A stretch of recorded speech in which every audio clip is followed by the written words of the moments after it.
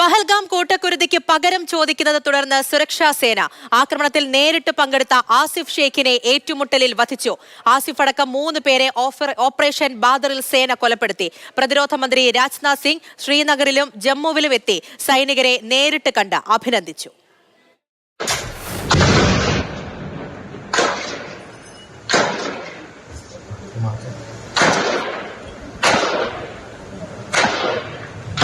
പെഹൽഗാം ഭീകരാക്രമണം പദ്ധതിയിട്ടവരിൽ ഒരാളായ Pak para commando ആയിരുന്ന മൂസ എന്ന ആസിഫ് ഫൗജിക്കൊപ്പം ബൈസറൻ വാലിയിലെത്തി കൂട്ടക്കുരുതി നടത്താൻ ഒപ്പം നിന്ന ആസിഫ് ഷെയ്ഖിനെയാണ് നമ്മളിപ്പോൾ വകവരുത്തിയത്.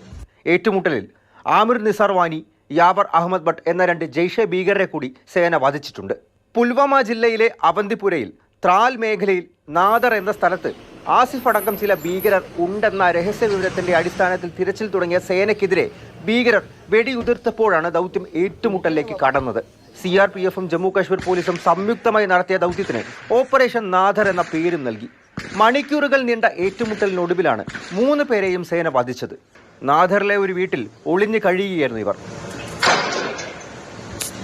മെയ് 12 മുൻപായി ഇവർ ത്രാൽ മേഖലയിൽ എത്തിയിരുന്നു എന്നാണ് സേനയ്ക്ക് ലഭിച്ച രഹസ്യ വിവരം.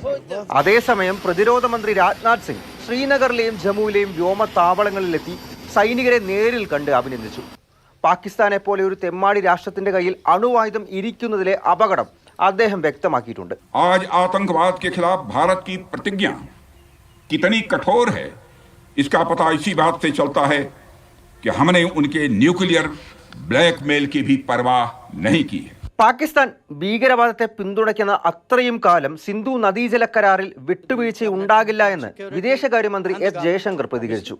കാശ്മീർ വിഷയത്തിൽ ചർച്ചകൾ ഉണ്ടാവുകയാണെങ്കിൽ അതിൽ മൂന്നാം കക്ഷി ഇടപെടില്ല എന്നും അദ്ദേഹം വ്യക്തമാക്കിയിട്ടുണ്ട്. The Indus Waters Treaty is held in abeyance and will be continued to be held in abeyance until cross-border terrorism by Pakistan is credibly and irrevocably stopped. ഇന്ത്യയുടെ ആക്രമണത്തിൽ പാകിസ്ഥാനിൽ ആണവ ചോർച്ച ഉണ്ടായിട്ടില്ല എന്ന കാര്യമാണ് അന്താരാഷ്ട്ര അറ്റോമിക് എനർജി ഏജൻസി പറയുന്നത്.